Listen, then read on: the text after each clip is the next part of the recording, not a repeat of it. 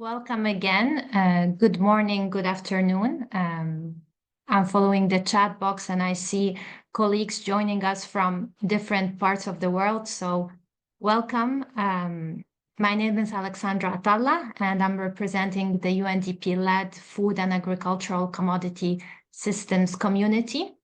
And today, together with Conservation International Sustainable Coffee Challenge, we are organizing this event on addressing coffee sustainability through landscape level approaches. This event is organized under the Food Systems Land Use and Restoration Impact Program, which is a program led by the World Bank under JEF7. And I am pleased to introduce Niels Haak. Niels is the Sustainable Coffee Partnerships Director at Conservation International, and he will be today's moderator. Before I hand over to Niels to give us an overview about today's event and introduce our speakers and the FOLUR country project representatives, I would like to mention that this event is recorded and we also have Spanish interpretation available for those who prefer to follow the content of this event directly in Spanish. So with this, thank you again for joining us, and over to you, Niels. Thank you, Alexandra, and thanks to the UNDP FACT community for co-hosting yet another event together.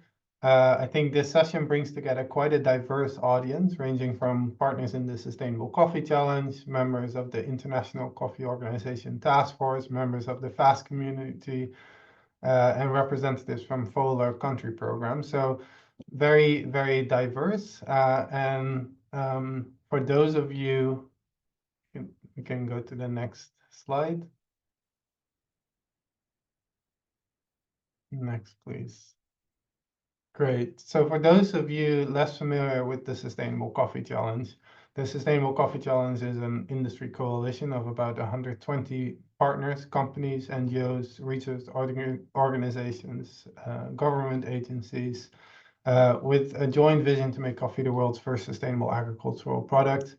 We kicked off this initiative back in 2015, so celebrating our 9-year anniversary this week, actually. And it's really around how do we drive momentum and commitment across the sector towards a set of shared goals and targets. And we look at what are some of the areas that industry players and others are running into, and how do we align on around a common set of topics and barriers that we're trying to overcome through joint learning sessions. And then ultimately, how do we accelerate more investments on the ground, particularly through landscape and jurisdictional initiatives. And that's where today's session sits in. We have our Landscapes Lab. It's a collaborative effort between the challenge and the ICO task force, where we've integrated this sector dialogue around landscape and jurisdictional approaches in coffee, and really promoting, raising awareness about this concept on how do we transition from only supply chain or farm-specific interventions to broader landscape approaches to really reach the scale that we're trying to, that we need to get in order to address some of the topics. So through this work, we do about quarterly, sometimes a little bit more sessions to dive into topics and also dive into case studies on the ground. And that's exactly what we're planning to do today as well. So next slide, please. So the diversity, as I alluded to in today's audience, also speaks to what we're planning to do today. We're really trying to connect what's priority on the global industry level today, looking at sustainability trends and developments. But then also on the flip side, how is that driving the uptake, or at least are hoping to drive the uptake of landscape level initiatives on the ground. So really that connection between the global level and the country on the ground level, and trying to broker that. So the session is broken up into 3 parts. First, we'll hear from my colleague Valerie here at Conservation International, who will set the scene by providing a quick snapshot of some of the industry sustainability trends that we're seeing, particularly based on the findings of a report that we published last month, a little bit more on International Coffee Day. So that's international. That is October 1st. Then second, we'll turn to Billy from ISEAL, who will walk us through a publication they came out with recently on a set of core criteria that will help us guide and understand the level of maturity of landscape initiatives. And these criteria were developed by a large consortium of NGOs and partners that have been actively involved over the past decades in building and supporting landscape initiatives. And then we're turning to case studies, so putting theory to practice and bringing those criteria to life through an exchange between representatives from 3 FOLUR countries. The FOLUR program is a global environment facility supported program, including 27 country projects across in 8 value chains, 8 commodities, and 9 out of the 27 countries have coffee within scope. And as CI, we're supporting that through this and in support of the World Bank, who's leading the global program under the FOLUR with knowledge exchange. So we're bringing 3 representatives from Kenya, Ethiopia, and Peru together today for an exchange on how are their programs coming to life and being implemented, and where do we see connections between those criteria that Billy will present to us and then the practice on the ground. So clearly a very packed agenda, so it's time to dive in. So without further ado, I'm going to turn it to Valerie to move us through the first section.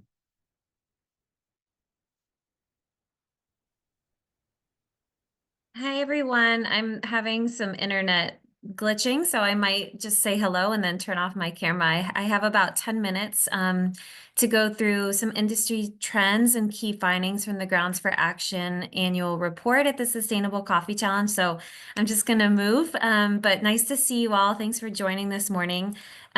This year, the challenge came out with its 6th annual report, Grounds for Action. And in that report, we looked at 160 commitments made by 99 of the Sustainable Coffee Challenge partners. And most of these commitments were made by retailers and traders, which is very similar to the breakdown that we saw in 2023. And if you see on the screen here, 22 commitments were newly stated this year. So every year we look at the number of new commitments in the Commitments Hub, which is the Sustainable Coffee Challenge's platform to capture all of those pledges. So next slide. I think just the one takeaway, if you have one to listen to in this webinar, it would be that this year partners really focused on nature. So if you're familiar with the Sustainable Coffee Challenge, we have 4 compass points: people, planet, coffee, and markets. And that planet compass point is really all about nature. And this year, all of the commitments, or I'm sorry, half of the public commitments, I should say, were focused on the environment, with 40% more year over year naming nature as their commitment's primary focus. So with that said, we had forest conservation and restoration interventions, the most popular, followed by climate change. And we're thinking that those really mirror the response to deforestation-free legislation coming out of Europe and other geographies. And since last year as well, partners stated 5 new commitments related to biodiversity or freshwater. So we also saw, next slide, that reporting increased since last year, with more than half of partners reporting annual progress. And that's more than a quarter increase since last year's document. And so that's great.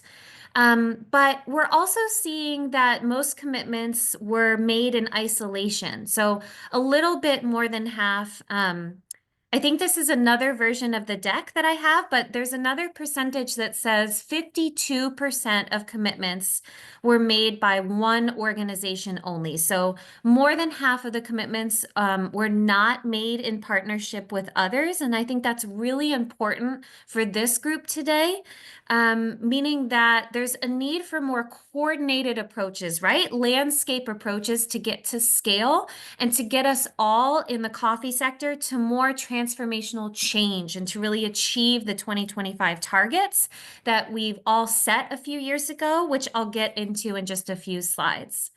So I know I'm moving quickly, but thanks for staying with me. Most commitments on the next slide, you'll see target 2025 for their target year, their target completion date, which of course is coming up as we're in the beginning of December, of course, and 2025, that means the end of the year for that target date. Commitments are targeting 35 origins. The country with the highest number of commitments was Colombia this year. And then in terms of funding, we're also seeing that most commitments earmark funding for commitments in Latin America. So you can see North and South America on the little maps on the screen. And then lastly, a lot of the commitments are self-reported, which would indicate an area that the coffee sector needs guidance in terms of how to move beyond self-reporting into the other tiers of reporting. In the next slide, commitments most commonly are converging with SDG 12, responsible consumption and production. I don't think anybody in the coffee sector would necessarily be surprised by this, right, in the industry, but just to showcase that's what the data was really shining a light on for us. And then also the green on the left side of the screen are the commitment intervention pathways. And those are those nature planet topics that the commitments are tagging as areas of focus for their pledges and for their programs and pilots in those countries. You also probably know, if you're familiar with the Sustainable Coffee Challenge, which I hope you are, that we all set the collective 2050 goals that you'll see on the next slide and rallied the sector against our collective commitment. You can keep going, I think. Thank you. With 2050 goals and interim 2025 targets to really benefit those compass points that I just talked about when I first started speaking. So with all of these 2025 targets, of course, which we share in the Hub report, we share on sustaincoffee.org. If you're familiar with the challenge, I'm sure you know them by heart. Each of these targets have dashboards where we report annual progress and can help better get to those trends that Niels just referenced when he opened this. So for the next slide, just to say, I'll quickly again breeze through these and you can hopefully please read the PDF and dive much deeper. But just in my final few minutes of the presentation, the people dashboard and its associated metrics that go along with those targets, the people dashboard is the most advanced. And the reason that we say that is because you can see the 77% on the screen on the right side of ICO member producing countries. Those have living income benchmarks under development, or they might have reference values or other studies related to living income. And so I just want to pull out that metric here since we don't have time to go into everything. So partners are really still on track to reach that 2025 target, especially specifically for those studies. And in terms of maybe just broader information that we garnered on the next slide, for the people topic, just to say that we're tying a thread between global legislation and also income and deforestation. So we know that EUDR, CSDDD, both of those actually use the terms and vocabulary fair price, living income, and poverty within the legislation itself. And so with that said, at the challenge, we published a pocket guide that you can see achieving living income co-created with Sustainable Food Lab and this Living Income Community of Practice to really go into those topics this past year, and included like a draft matrices on leading commitments in those areas, etc. Also, to get to the planet dashboard on the next slide, this one is also really pertinent to the discussion today. So we have three major milestones that feed into our target to restore, conserve 500,000 hectares of forest, 1.5 million hectares of tree cover, and secure 100 million tons of carbon since 2020. And then looking into the progress that we're making, you can read that on the screen, but I know it's a lot to take in just as I'm speaking. So again, encourage you to download the report. Thank you, Niels, for chatting that in the chat box. But just to say that we also really saw some lackluster reporting in this dashboard and against these metrics. And that's why we're seeing many industry players really coming together pre-competitively to overcome that barrier to action, to measure progress, because people are reporting on activities rather than impact, which is probably maybe related to the confusing ecosystem of carbon targets and accounting guidance and all of those messages that we're all receiving. And so the challenge is bringing companies together pre-competitively to overcome that, right? But that's just a start. So we need to go from competitively measuring to collectively lowering the footprint of coffee production overall. And that's also a nod to the supply shed concept and the way that the Sustainable Coffee Challenge is trying to get at that, which I think you'll hear more about later in this discussion from Niels and my other colleagues as well. And I know I'm getting close to time, so I'm just breezing through, but in terms of some trends for planet, just to say that, you know, eliminating deforestation from coffee or other agricultural supply chains is so challenging. And so the challenge, the Sustainable Coffee Challenge doesn't deny that, right? But we do try to, again, push out some of those resources to offer the practical guidance. So another pocket guide that we celebrated this past year was on the right side of the screen about spatial data and quick tips for coffee farm geolocation and really how to get at that at origin. And our main message from this dashboard might just be for partners to not wait. You know, don't wait, industry, for final standards and final quote guidance to act, even though that might be tempting and might be the safest action. These things will always be evolving, and the costs of inaction are arguably more unsafe. And the cost of inaction is more dire than moving in the right direction with solid, as much data as you can receive. And so that's our message there. And then for coffee, I know I'm running out of time. I'm trying to stay under the 10 minutes. But we did see some improvement on this dashboard as well. I think most notably an increase in funding directed towards R&D. That increased 30% year over year. We also saw a lot of funding for coffee seedlings and technical assistance provided to Latin America, which is great. But the main message from this one might be, if we're being a little bit more, top line message would be partners, trace and disclose those productivity improvements on farm. What kind of data, what impact figures can you provide prior to 2025 to demonstrate the impact of your investments against our 11.9 billion export bags target that's related to this dashboard and to this target that we have for end of next year. In terms of trends, climate change, nothing new to any of us. We probably all have seen it. We're going to hear from some great landscapes, from some great ICO coffee producing countries and origins, right? That extreme weather is really causing havoc. It's marking another cycle of lower than anticipated outputs and volumes from some of our top producing countries for the past decade, right? And so climate change is happening, and the coffee industry and producing governments have been increasingly investing in efforts to improve yields and support R&D. With several large-scale crop renovation programs we've seen in Latin America, we've seen them in Africa, we're seeing them everywhere. And yeah, I see a chat. We need to work on those good on-farm producing regions, but also too, yes, my colleague Niels was interviewed about in an article by the BBC about beanless coffee. And so how can some of those solutions, in addition to regenerative farming, be found perhaps in a lab? And then for my final slide, or final one slide, we also do have the markets dashboard, of course, which will have a few updates based on some new data and documents and PDFs that have come out from our industry peers. So this one, again, we tend to measure volumes in terms of recognized VSS as part of our progress.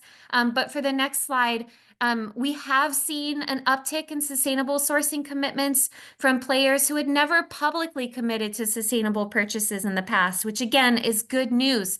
But how can we really push the industry and elevate all of us to move beyond the status quo, of course, in which the floor or the baseline, as well as the ceiling in terms of leadership in sustainable coffee sourcing, are both poised to be elevated in the years to come, which is really exciting. So I think I went over time, but please take a look at the Grounds for Action annual report. For my last slide, you can download it, sustainedcoffee.org. I think we put it in the chat. And then think about which commitments you could state. You're going to hear more from our great colleagues that are working on landscape approaches. And I'm just going to be quiet now so we can get to that rich discussion. But thank you all so much. Thanks so much, Valerie. That was definitely a sprint in terms of a download on the transfer scene. So thanks for kind of setting the scene. And I take away a couple of kind of call to actions towards the industry and transfer scene, like regulatory pressure, don't get bogged down, leverage the opportunity for alignment, but also thinking about increased impact of climate change and biodiversity loss. How is that impacting business? And requiring collective action to reach scale. How do we get to that scale? Holistic approaches that not create islands of success, but really look at a broader region. So I think that's a perfect pivot towards our next speaker. If we can go to the next slide. Billy Wilcox-Brooks, Sustainability Innovation Senior Project Coordinator at ISEAL. You're a familiar guest in our sessions now, Billy. So a returning speaker, which is great, coming to share with us. I think that transition between, if we then transition toward landscape approaches, how do we understand whether these programs are mature, how do we guide the maturity and influence and invest in these to enhance their maturity? So I am dying to hear more about what's in that position paper that you came up with that group of NGOs. Yes, thanks, Niels, and hi everyone. Lovely to be here. And I just saw a comment about what is ISEAL, and thank you for responding to that. But so we're a global membership association for credible sustainability systems, but kind of look at supporting, I guess, work for sustainability and credibility more broadly. And my kind of role here today is looking a little bit beyond that. So I as Niels mentioned, Associate Manager for ISEAL's innovations work, and I particularly lead our focus on landscape and jurisdictional approaches. And for the last few years, ISEAL have been convening a group of landscape practitioner organizations to align on what our understanding of good practice looks like for jurisdictional action and claims. And so, is it just Darwin that can't hear me, or is that a more common thing? I'm just seeing comments. You can hear me? Yeah. Right. Well, sorry, Darwin. Maybe try rejoining, and hopefully you can hear me okay. So I'm kind of talking, I guess, a little about some of the work that we've been collectively doing as a landscape practitioner network. Amongst other things, I guess this is trying to make it easier for companies to engage with landscape initiatives and understand what their role is, how they can talk about the work they have done. So hopefully plays nicely into the point that Valerie made earlier about the need for greater collective action and how we can support that. Next slide, please. Oh, and straight on to the next one. Thanks. So most recently, as a kind of community of landscape and jurisdictional practitioner organizations, we've been aligning around the definition for core criteria of mature landscape initiatives. This actually builds on existing work. So the likes of CDP had developed a landscape maturity matrix for assessing the credibility of disclosure data. And similarly, other organizations have used some kind of version of this. But we've come together to really align on these principles so that we can have a common basis for all of our work on landscape and jurisdictional approaches. And I'm going to use the next 10 minutes or so, and prompt me if I'm needed, to introduce these core criteria and the associated sub-criteria and the different ways in which we can see them being used. Next slide, please. So I just wanted to start by introducing a few definitions related to landscapes work, just so that we're kind of on a common page around some of the terminology that I think probably many others use around our landscapes work. So I guess firstly, the landscape itself, it's understood as a defined geographic area with common and interacting ecological and socio-economic characteristics. And when we talk about landscapes, we might also talk about seascapes, watersheds, natural ecosystems, jurisdictions, and various other synonyms. But really, landscape is the kind of the scale and the overarching term that we'll use for the scale of that intervention. When we talk about a landscape approach, it's really the method for doing this. So it's a management approach focused on multi-stakeholder collaboration to advance shared sustainability goals and build resilience at a landscape scale. And finally, the landscape initiative, which is really operationalizing this work. You wouldn't believe that English is my native language, right? But so it's really about the action from that multi-stakeholder initiative or program that's working by setting common goals, taking collective action, and generally working to make progress towards these shared sustainability goals and outcomes at a landscape scale. Next slide, please.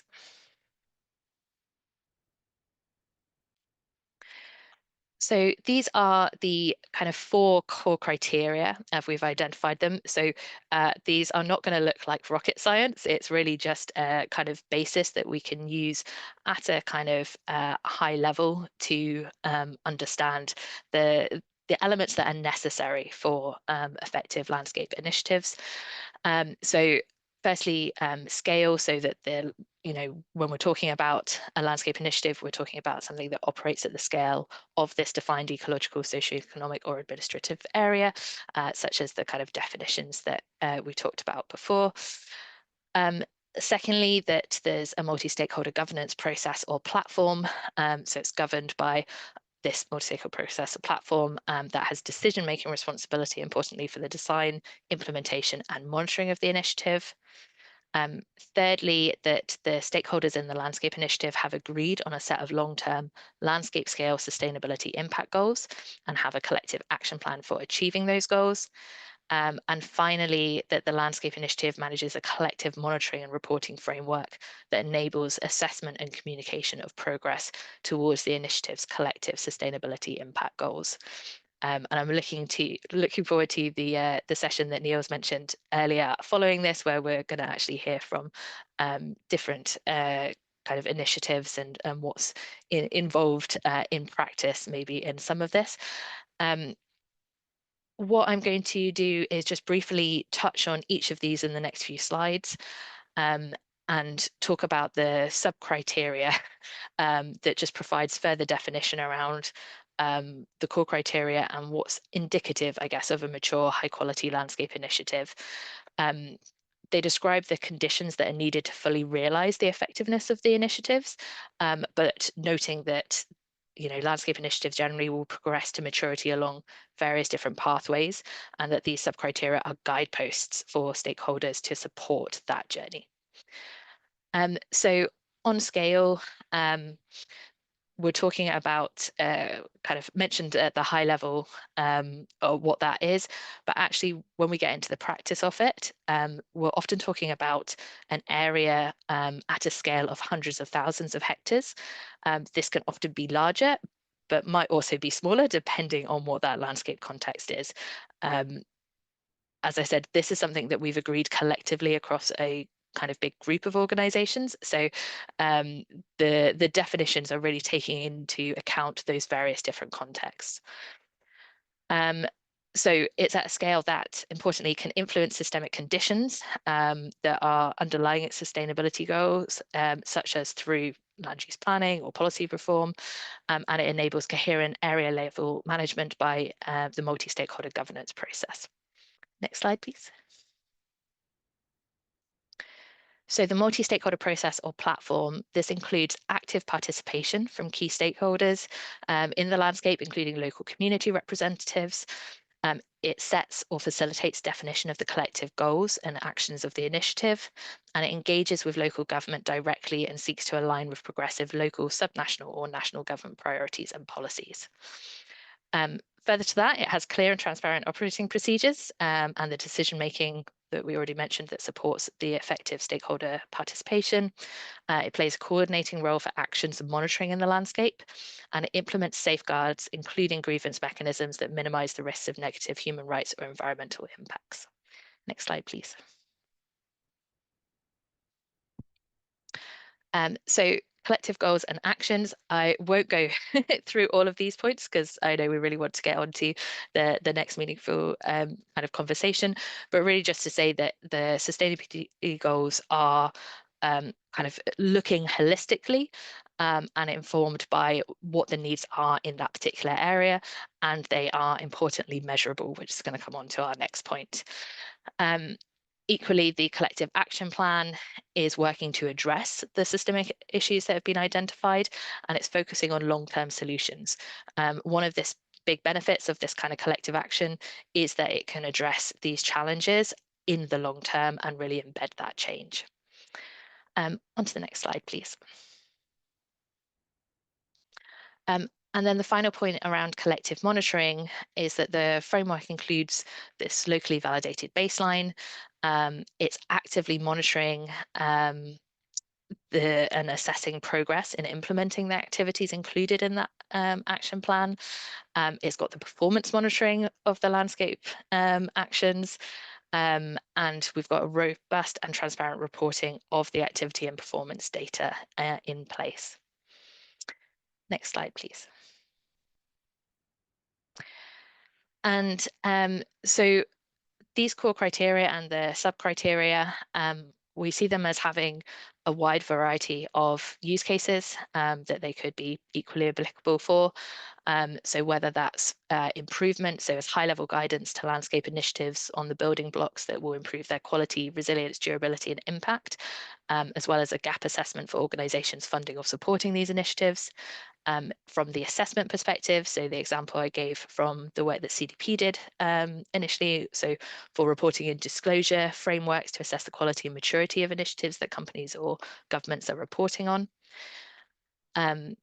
Third one on claims, so noting that these are good prerequisites to support making robust claims about the initiative and the work that's being done. The fourth on investment, so as a means of signaling opportunities for different types of investment and mitigating risk of those investments based on the maturity and resilience of the landscape, and really just building confidence in the landscape initiatives. Engagement, so really just again building confidence for a range of different kind of actors to engage in landscape initiatives. And then learning as well, so providing an overall design framework that establishes this common language to talk about landscape initiatives and facilitate knowledge exchange between you know, what it is that's actually happening in practice and the different components of landscape initiatives. Okay, final slide. And so I guess just to kind of highlight, as I mentioned at the beginning, this is the kind of collective work of a group of organizations. There are a few organizations that aren't kind of specifically named as authors of this joint paper, but that have also been engaged and participating in this work. And actually, having now aligned on these core criteria, these organizations are currently integrating the core criteria into their work, if it's not already there. So for example, the SourceUp platform has recently launched a section which allows landscape initiatives using that platform to highlight its progress against each of these core criteria. So that's all from me. And I'll hand back to Niels. Thank you. Thanks so much, Billy. Super insightful, and I would recommend everyone to read the paper and dive into the criteria. What I take away is, you know, one of the points you made towards the end. It's like the value of having that common language and the knowledge exchange around to drive towards aligned approaches. And especially even being fairly at the high level for criteria and some details, I think that is already triggering that conversation. I think we can move on to the next. We'll pause a little bit for Q&A to see if there's any Q&A in from the audience. I see Andrew has a question. It saves me from asking mine. Andrew's question: how do you define and measure, assess active participation of key stakeholders? To start with an easy one. Oh yeah, well, great question. And there's not really, I guess, a one size fits all to that. I guess it's more of a qualitative than a quantitative assessment. But I think it's having the participation, I guess, sufficiently to be able to achieve your objectives in a given context. There's, I guess, a bit of a reality around that as well, because there's maybe what you would aim for in terms of, you know, complete engagement from a range of different stakeholders, but depending on exactly what it is you're tackling at that point or what the setup is in that landscape, you know, it may be necessary to engage to a different degree. Equally, you might not automatically, even if you want it, get that engagement. And so there's, you know, one example that always sticks in my mind of an initiative that was trying to really engage with local government and was struggling to do so. Just they didn't have really the capacity to support at that point. But one of the activities from the landscape initiative was to kind of do a GIS mapping of the whole region. And when they shared that information with the local government, they were then obviously that was something that they could see that was important for them, and then they were much more engaged in that initiative. So I'm not sure if that's a specific answer to that question, Andrew, but just to give you, I guess, a bit of an indication of what we're thinking at. And it's not perfect to be defining something at a completely high level that's designed to apply to all potential context, but hopefully it's more of a kind of guiding question towards that. Thanks, Billy. Definitely, in my view, a good answer to the question. Dive on. Question from David Broussard, Ely. Good afternoon. On member signed your alliance, I saw a lot of NGO associations, less private manufacturing companies. Is there a root reason? David, Yeah, that's I'm wondering if you refer, there are a lot of coalitions presenting actually. So we have, but I suppose you refer to the ISEAL consortium. So Billy, if you want to take that. Yeah, thanks, Neil. And so we definitely don't have companies as part of the authors of this core criteria. That's not to say that there's not value in consulting with them, and it's certainly something that depending on what we're doing, we will have more targeted conversations. But a lot of what we're doing as a landscape practitioner network is really kind of working through some of the kind of challenges and alignment and bringing experience that we have working with different stakeholders into that. So for example, ProForest, who work with the Consumer Goods Forum, CDP, who obviously have a lot of engagement with and experience with different company organizations, and kind of Transitions, who support various different company initiatives as well. So there's the idea is really, because of what we're trying to achieve in this kind of common definition, then it's those that are working practically on it that we're bringing together. But that's not meaning that we're doing this completely in isolation. Yeah, and I would add to that, if we're kind of taking this example through the Sustainable Coffee Challenge too, is like, how do we leverage these type of resources as we kind of have that sector dialogue around landscape approaches, jurisdictional approaches in coffee. So looking at how does this apply to coffee in coffee producing regions, and what are we how do we implement these on the ground as well? So we'll hear later from the 3 case studies from the FOLUR program, but I think there's more. And one of the resources we're developing at the moment is industry guidebook for landscape approaches in coffee. So really diving into that business case around why should the coffee industry pivot towards landscape and jurisdictional approaches to deliver not only on climate targets and commitments. And I saw a question from Andrew around like how our commitments driving action on the ground. Ultimately, obviously, that's what we're after. But how is that triggered by things like SBTI, SBTN, no deforestation commitments, regulatory pressure, but also climate risks on supply chains. So again, if we're able to leverage some of these resources that are out there and the criteria and start with this common language to kind of build upon, as opposed to reinventing the wheel, I think at least within the Sustainable Coffee Challenge, that's tremendously helpful. All right, let's take one more question, and then we're going to pivot towards the country case studies. So question from Chris, it's also related to stakeholders. As the tiers of stakeholders within initiatives, for example, as there are tiers of stakeholders within initiatives, for example, where some stakeholders are part of the core team and others are service providers supporting the initiatives, but less active in the initiative governance and strategy. I'm not sure if I fully get the context of the question, but Billy, if you... Yeah, so I think, what it's saying is, because there's obviously the kind of the governance structure itself and the operationalizing, it's not working well for me, this word today, of the landscape initiative versus maybe some of the activities to really deliver the sustainability impact.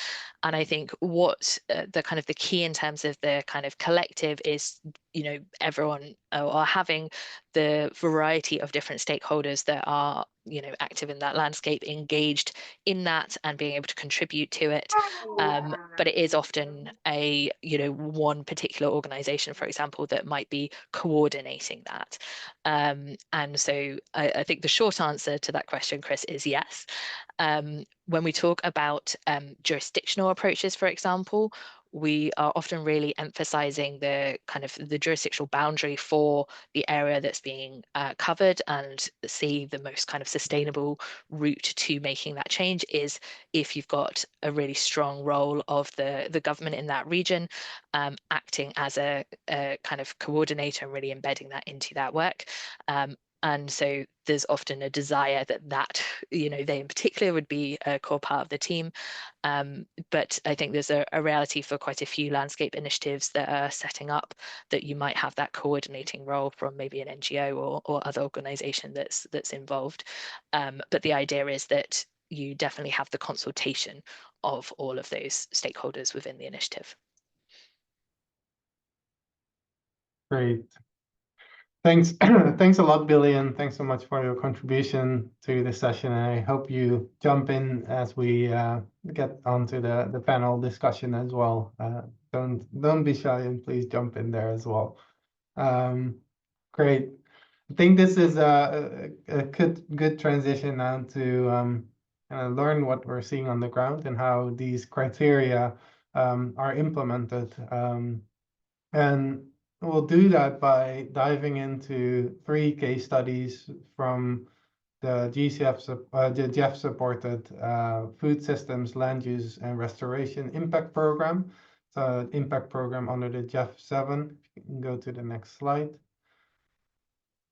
So just as I alluded to earlier, the FOLUR, or in short, program is covering 27 country projects across 8 commodities. This is a very tiny map, but you'll see the 27 country projects here, identifying also the type of commodities. So 9 out of the 27 country projects have coffee within their scope. And as Conservation International, we support the global program under the FOLUR to essentially connect those individual country projects with the international global dialogues, be it through the Sustainable Coffee Challenge, through the ICO task force, to kind of broker the priorities and identify areas for co-investment. So I'm very pleased to have 3 of the country projects here with us today who will provide a short overview of their programs, and then we'll dive into a little bit of an exchange about each of the programs and essentially linking it back to the criteria that Billy just presented. So next slide, please. I think we can kind of glance over this quickly, but just to level set. So there are the 27 country projects, and then there's a global program platform under the FOLUR Impact Program that is led by the World Bank, that runs a lot of the capacity building, knowledge exchange, and public-private sector engagement. Again, this is where we support through and with UNDP and a number of other partners, the World Bank, in implementing that global component. So on to the core of this and what I'm particularly excited about. So we'll hear from Kenya, Ethiopia, and Peru. And next slide, please. We'll start with Kenya. Elijah will dive in, provide the content, the overview of the program. We've asked each of the country programs to provide a maximum 5-minute pitch and overview of the project, and then we'll dive into discussion. So over to you, Elijah, and I have the permission to use Elijah's first name.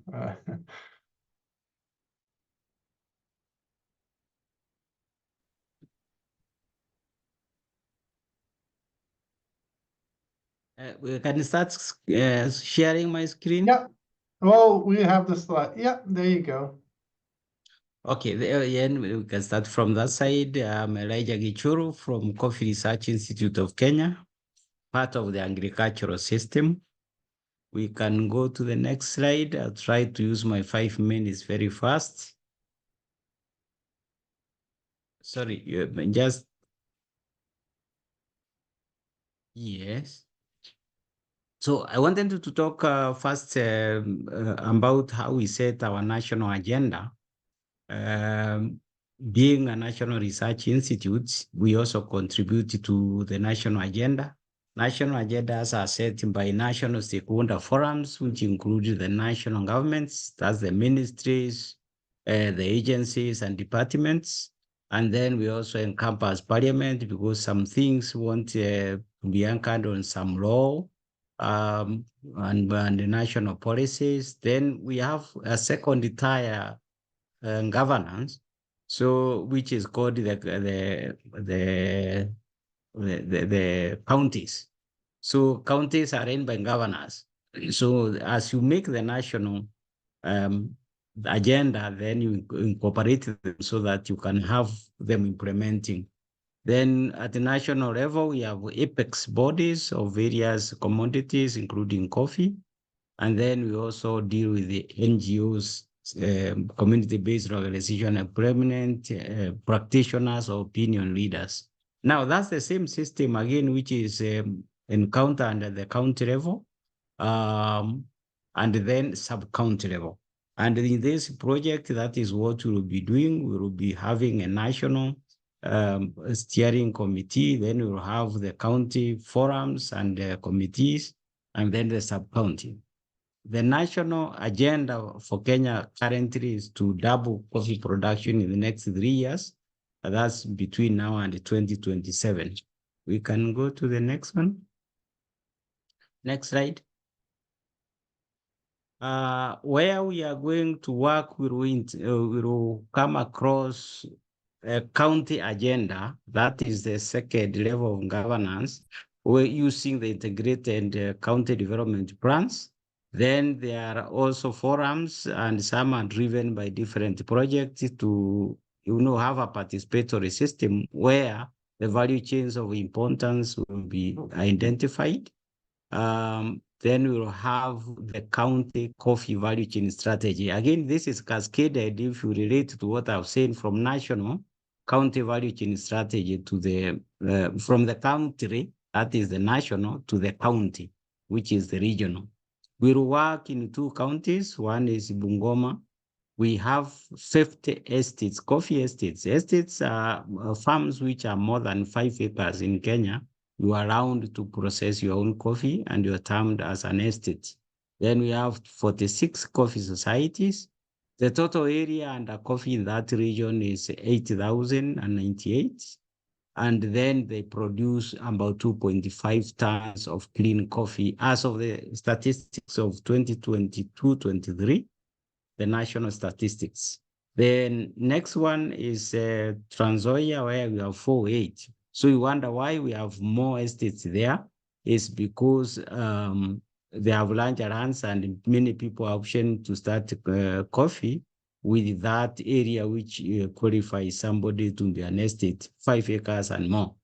Currently, we have about 2,360 hectares, and they produced, according to the same statistics, about 767,000 kilos of clean coffee. So we would like to double those figures within that period, because we intend to intensify what is on the farm, because within 3 years, we may not do a lot in terms of planting new and harvest from the same, but we will intensify what we will produce from there. To do that, we have various stakeholders at the area we are operating at that landscape. You can see a very big list. That means we have people already who are working there, doing several things on coffee value chain, and they include and not limited to government agencies. I focus on KFS, which is Kenya Forest Service, because it's our partner project in this, implementer in this project. Then we have the donor community. There are various projects on the ground there. Then we have service providers. You can have fertilizers. You can do many things to make the farmers' life better. And these are areas somebody can invest in. Then we have coffee mills, whether they are private or they are owned by unions, or we have the national mill, the new Kenya Planters Cooperative Union. Then we have the farmers' organizations. We would be dealing a lot with the resource called water from the mountain of Mount Elgon as it flows into the agricultural land. So water resource users associations and forest associations will be a component of us, especially next to the forest, because it's the same community which works inside and outside the forest. Then we'll work a lot with women. Various individuals like the estates I've mentioned, then of course the mechanism of transmission of information and other service providers. We can move to the next one. I will not mention all of them because there are very many, so to speak. Now, what will be our emphasis within the project? One is propagation of improved coffee varieties.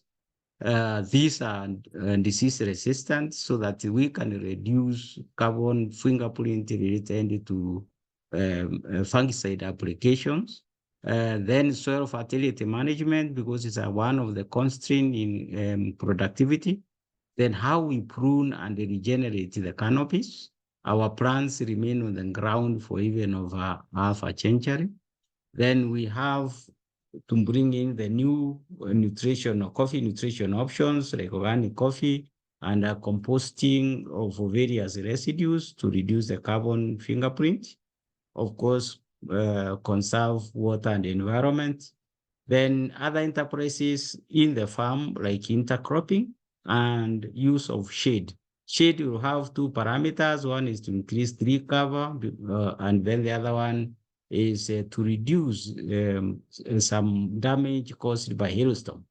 Then we look at processing efficiency. That includes eco-purpose and solar energy so that you can conserve the environment by reducing the water usage or usage of, like, for example, diesels to process coffee. Then out of the markets which we want to develop would be value addition so that the people can get more money, access more markets, and create an internal market by domestic coffee consumption. We are not strong in that. We consume just about 5%. Then circularity of the economy so that we can have alternative products from coffee, like energy drinks, artistic works, and so on. Then we are looking at complementation of enterprises. Livestock and apiculture are two enterprises in focus. Like I've mentioned, composting, minimum tillage, and then we are in the era of EUDR, European Union Deforestation Regulations, and we will map the farms in a way that is compliant and traceable in compliance with the EUDR, and that's where the GIS experts will come on board. Then the next and final slide. I think I'm over.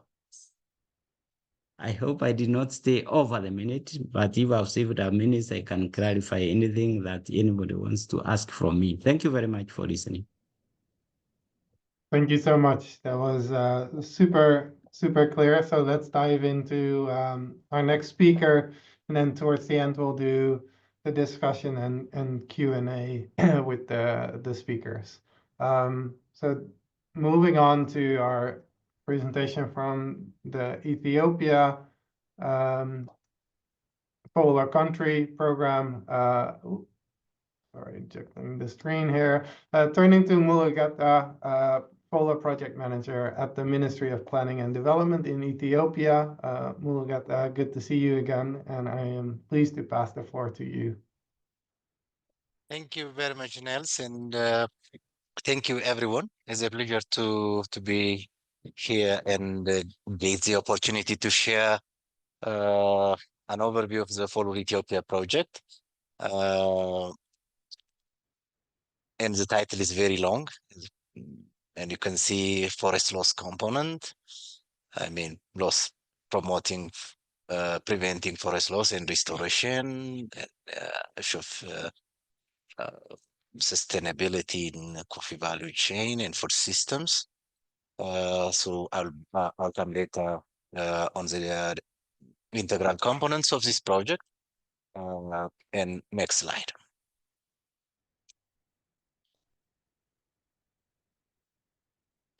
Yeah, it's a 7 years project, looking like a program, which is quite interesting because it gives more space, more thinking, more learning, and more reprogramming to meet its objectives and improving livelihoods of both forest and coffee dependent communities. And we have lots of partners as any project. No need to mention all of these because of time. And is relatively medium size and maybe kind of in the Ethiopian context, a big size project from a project budget scope point of view. 20.8 million over 7 years. And this project aims to reach 440,000 people, of which 50% are women, and is implemented in 22 coffee-based, coffee-dominated districts, which we call waradas in Ethiopia, and they fall within 10 zones. The zone is an administrative unit next to district, and in 4 regions. Regions are sub-national boundaries next to the entire nation. They are federal states. And these are Oromia, Sidama, South Ethiopia, and Southwest Ethiopia. And these regions represent commercial coffee production areas entirely in Ethiopia, falls within these regions. Next slide.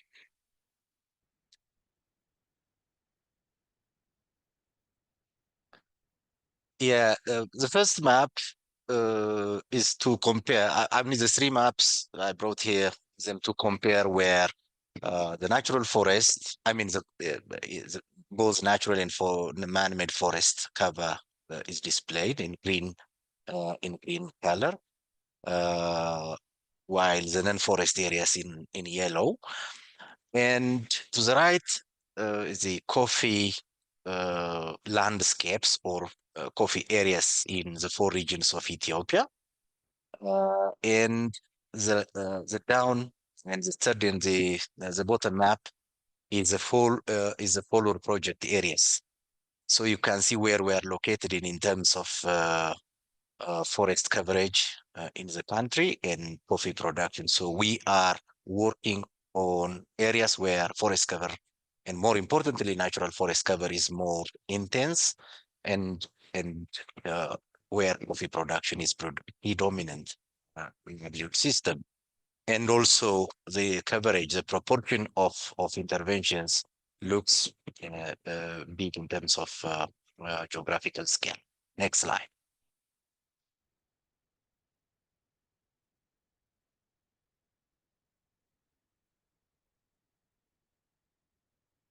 Okay, the project objective is to support transformation towards deforestation-free coffee value chains in project locations. And as you know, this is one of the hot agenda of the time, particularly in relation to the EU deforestation regulation of selected commodities. And in Ethiopia, it is only coffee. So interestingly, this project is contributing to meet EU deforestation regulation as well because of its very objective. And it was said actually before the EU proclaimed that regulation, because like 1 year ago or so. Next arrow. Yeah.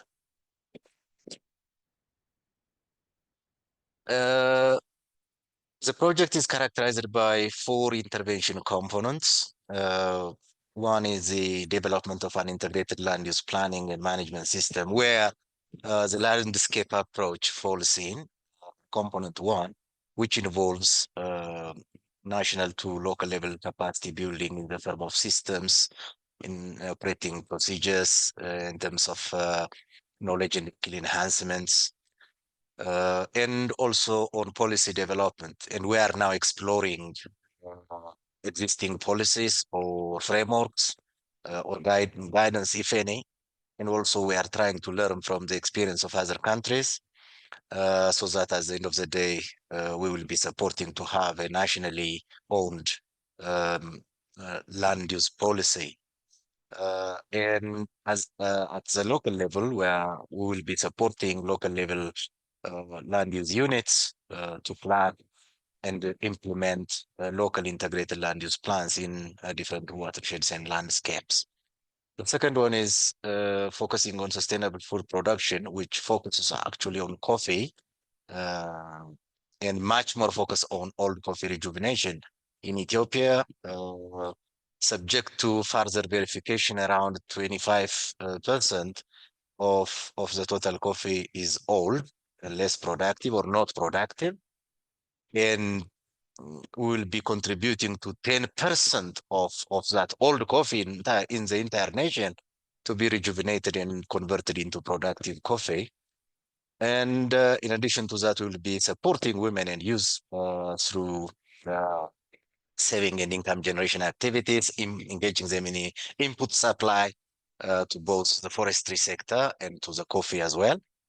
And we'll be intensively working on agroforestry practices in croplands and also supporting some selected farmer groups or cooperatives to produce specialty coffee. And we will also work on market improvements, particularly in the coffee, and also supporting different stakeholders to come together. And we have recently launched a national coffee stakeholders platform, and we are also supporting to make sure that the platform is functioning through relevant measures which we have put in place. And the third one is conservation and restoration of natural habitats. Combines both the conventional conservation approach and a more kind of proactive restoration of natural habitats, which includes both biosphere reserves, coffee biosphere reserves, plus communal lands, communal forest ecosystems, and also in farm landscapes as well. So those are, in order to conserve and restore, we support activities like tree nursery and also replanting of degraded landscapes, and also reducing the pressure on forests through promotion of fuel efficient technologies. And also we will be working to get a clear picture of the natural versus the man-made or the artificial forest boundary, so that interventions would be more objective, based on sound information.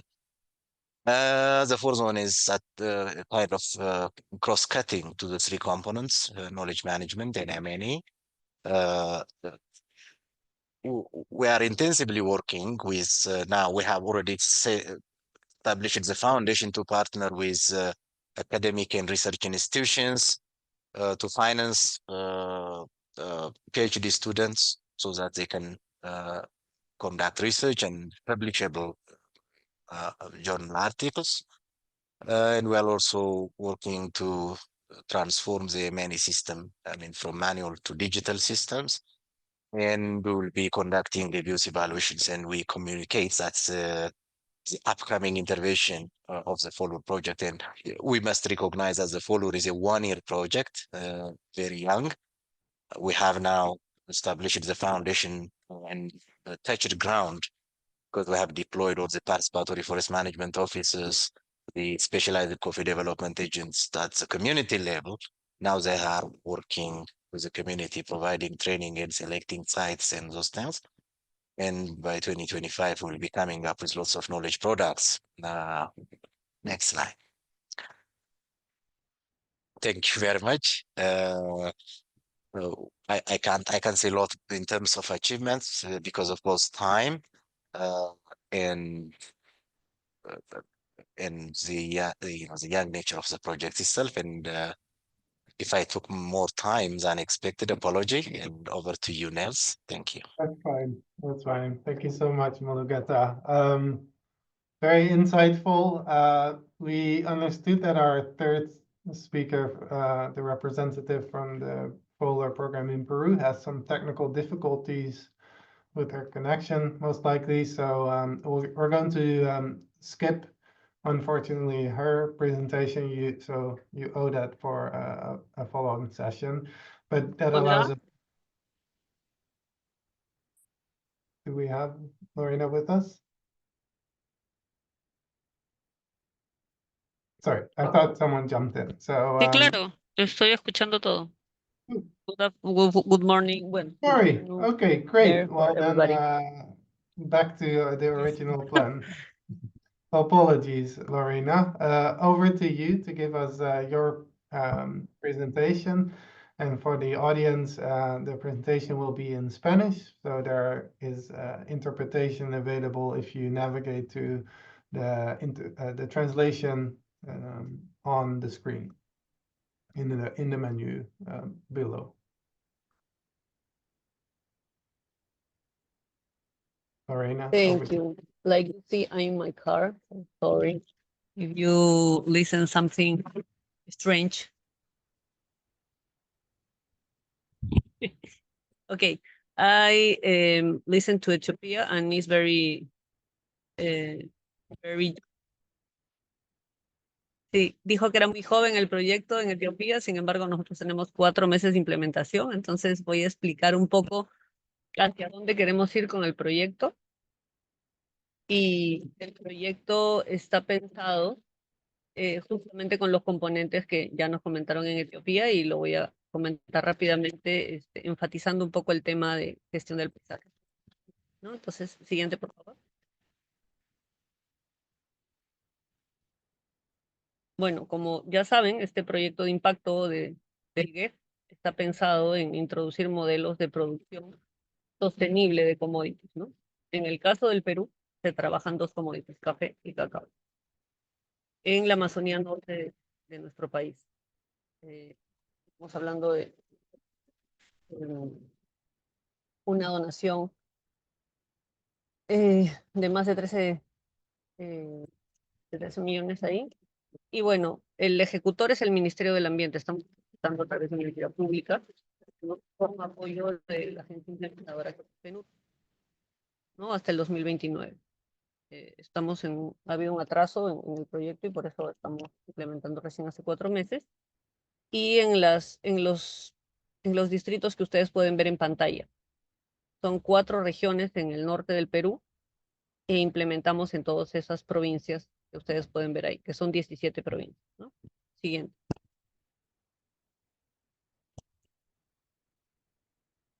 Como nos comentaron nuestros compañeros de Etiopía, estas zonas del Perú son zonas de bosque, ¿no? En las que ha habido intervención de agricultores que que han hecho cambio de uso y vienen trabajando cultivos como el café y el cacao. Es por eso que se interviene en estas zonas para poder modificar los modelos de producción de estos productores. Las metas propuestas son las que pueden ver ahí, que son bien altas y estamos trabajando en eso, pensando en temas de gestión del paisaje también, ¿no? Tenemos 4 componentes para poder implementar este proyecto, uno asociado a la gestión integrada del paisaje, que es el componente 1, que está a mi cargo. El componente 2, asociado a la promoción de estos cadenas de valor del café y cacao, ¿no? Para mover la libre deforestación en estos sistemas de producción. El otro componente que lo complementa es el tema asociado a reducción de la pérdida de la diversidad biológica y restauración. No solamente se habla de restauración de bosques o del sistema circundante a estos espacios, sino también restauración de las mismas áreas de los productores, ¿no? Restauración de las tierras agrícolas. Y el último componente es el componente 4, asociado a gestión del conocimiento y también manejo, monitoreo y evaluación. Claro, en Etiopía. Una lógica de estructura de proyecto muy parecida. Siguiente.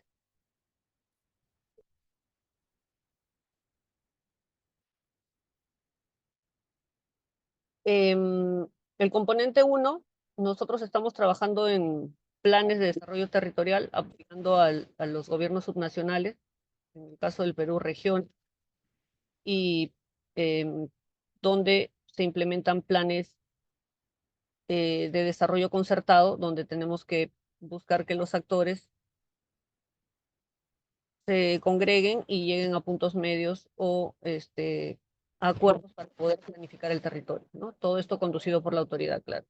Entonces se trabaja eso y también estamos aterrizando en planes territoriales de comunidades nativas, es decir, pueblos indígenas, ¿no? Tenemos varios pueblos indígenas en este paisaje en el que intervenimos y entonces la idea es que sus planes de vida, que son los documentos de desarrollo territorial que ellos tienen para sus territorios, también los podamos apoyar e implementar, fortaleciendo gobernanza y actividades sostenibles.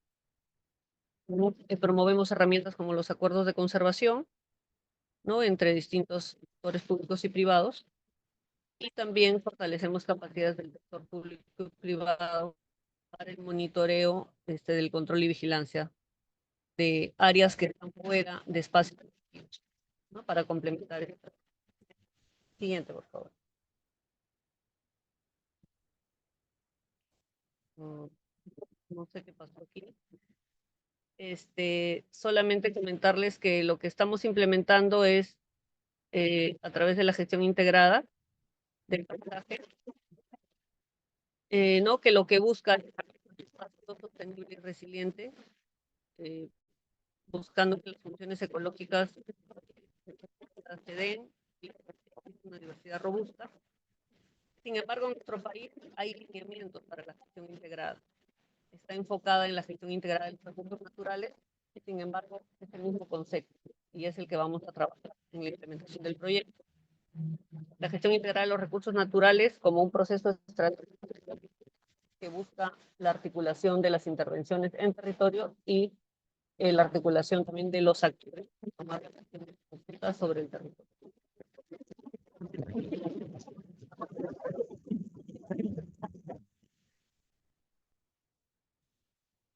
Eso en el componente 1.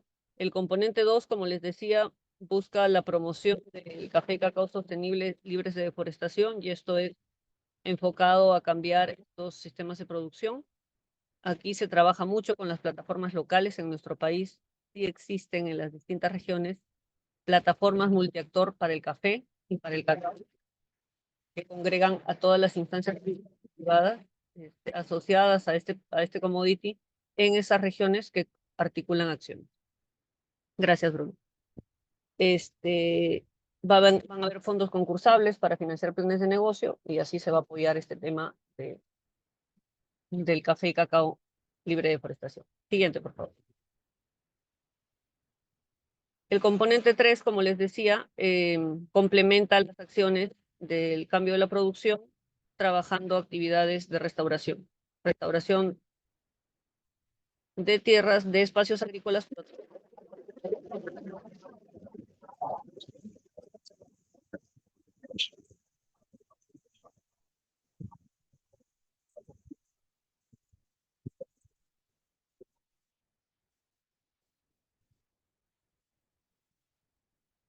Y el componente 4 de gestión del conocimiento va a trabajar con los productores para que participen en ferias con sus productos, etcétera, pero no solamente que participen, sino va a haber un entrenamiento de estos productores para que puedan saber cómo vender sus productos, van a haber experiencias.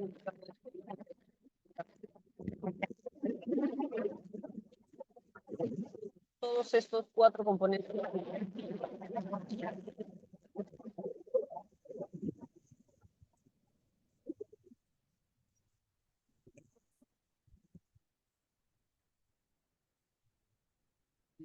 Agradecerles por el espacio para que conozcan un poco cómo en Perú estamos implementando Lorena, can I quickly jump in? Could you hold your mic a little bit closer to your mouth so the interpreter can pick up the audio?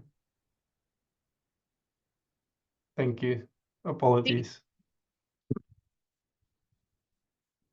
Comentaba que este último componente busca movilizar a los productores hacia espacios donde puedan hacer la venta de sus productos, ferias, etcétera, pero además va a haber un entrenamiento de cada uno de ellos para que puedan saber cómo vender en estos espacios, ¿no? Y luego va a haber intercambio de experiencias, etcétera. Este componente nos permite eso y además sistematizar lecciones aprendidas y todo como parte de la gestión del conocimiento. Agradecerles el espacio, esto es lo que venimos avanzando en Perú. Solamente comentarles que todos estos componentes también tienen enfoques transversales de género, interculturalidad y salvaguardas sociales y ambientales. Gracias. Gracias Lorena. Thank you very much, Lorena. And also shout out to the interpreters for jumping on this. So this has been excellent. We've did a very quick deep dive into these 4 countries country programs, and as they all reference, they're all quite relatively young in terms of being establishing. But hearing the presentation, you can quickly see some of the connections between the criteria that Billy spoke to earlier and how these programs are shaped. And both, particularly Lorena and Mulugeta from Ethiopia as well, really spoke about the 4 components that basically are standard across the different FOLUR country projects around integrated landscape management, sustainable production practices, in this case coffee, conservation and restoration, natural habitat, and then the M&E and knowledge exchange. And if we're specifically looking at the integrated landscape management or the landscape approach underpinning these programs, I would like to dive into that a little bit with our a bit of a discussion before turning to some of the questions that we received through the chat. So specifically, wanted to start with Mulugeta. You refer to the presence of landscape level action plans at the subnational level. Would you be able to say a little bit more about how these plans are shaped and how the FOLUR programs aim to deliver on some of those landscape level goals?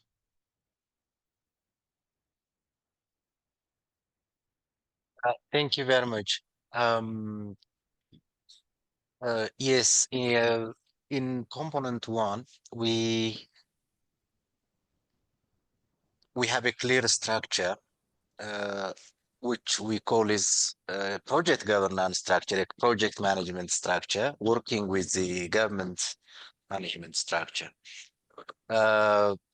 Now the project management unit working as a federal, working with federal institutions, importantly the Ministry of Planning and Development, is more working to bring all stakeholders together and identify areas in terms of systems. I mean, like standard operating procedures, policies, and those things.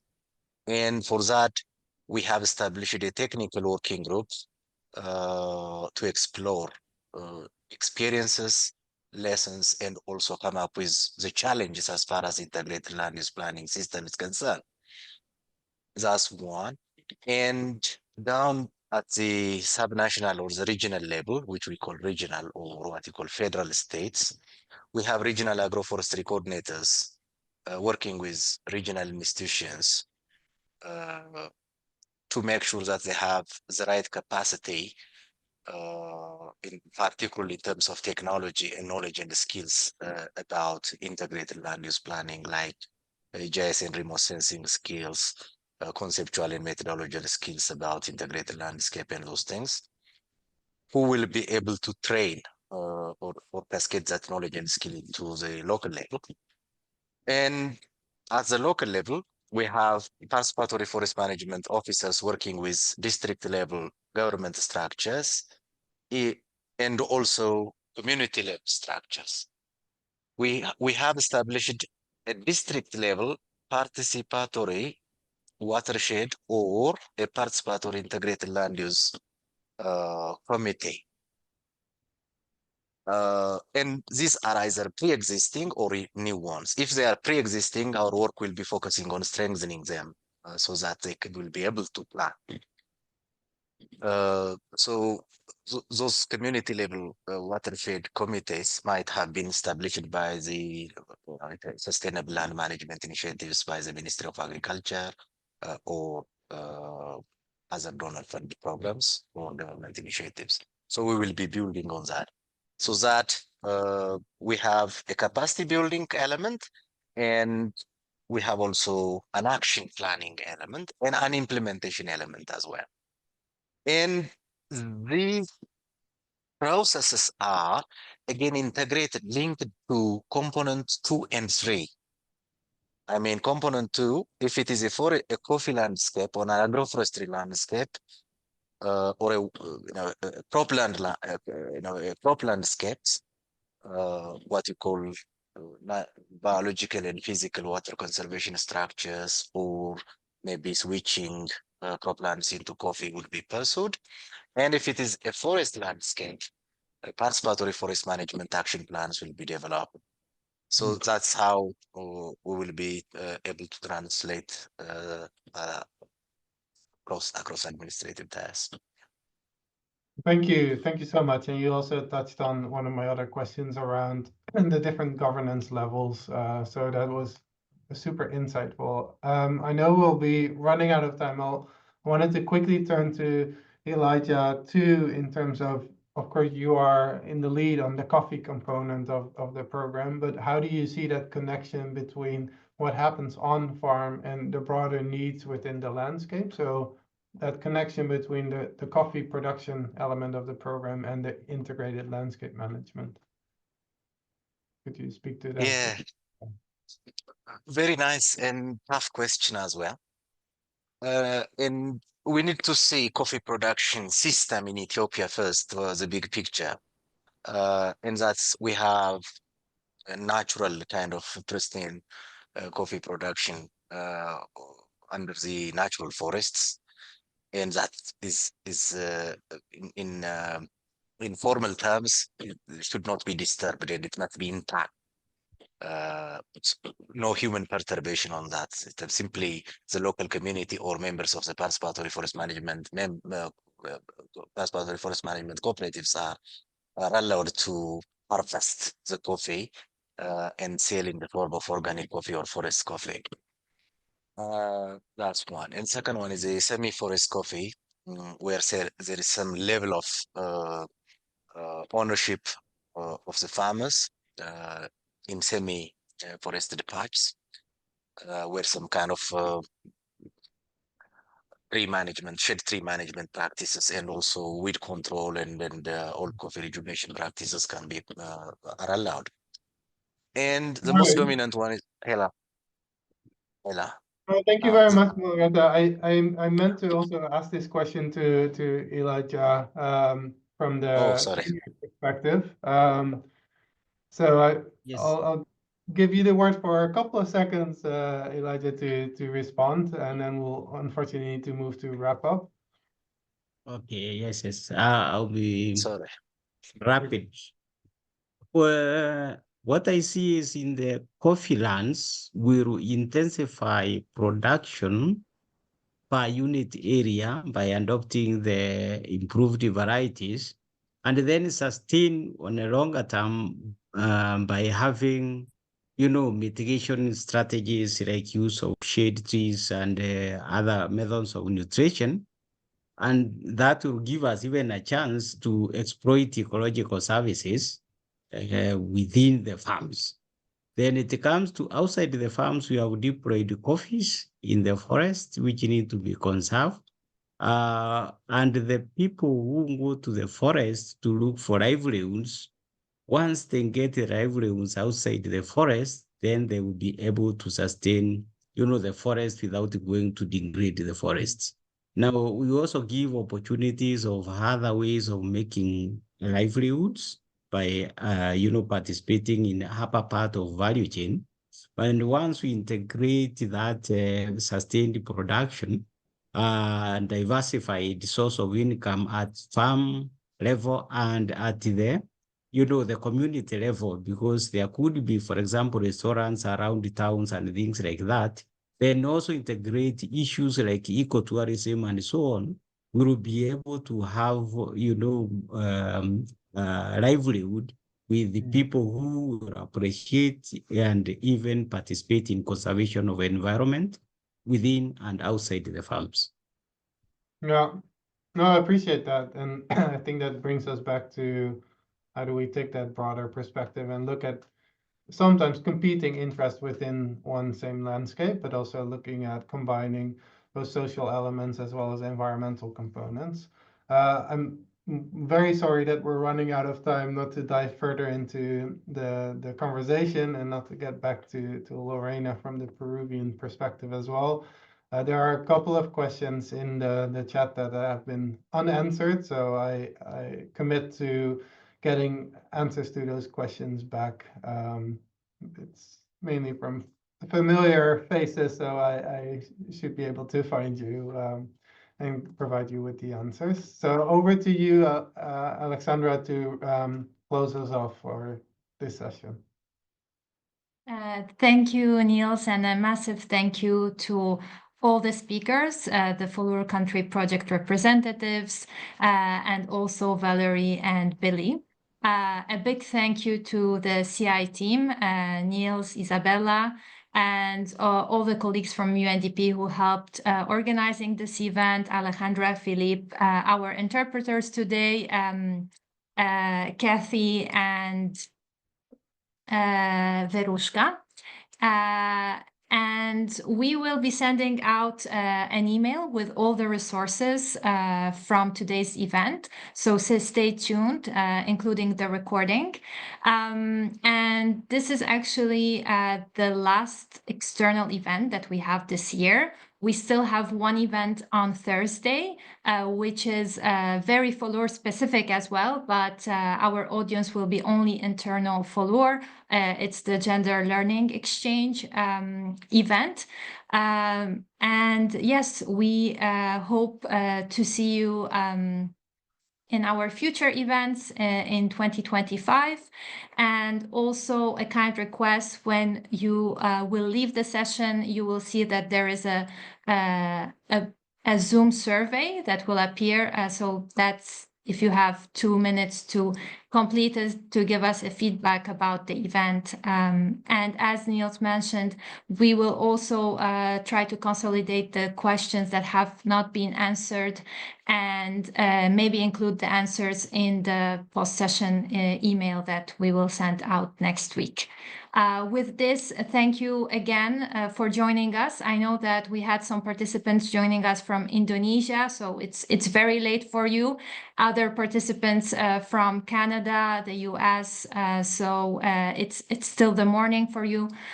So thank you for your time, and have a lovely day, evening. Bye-bye.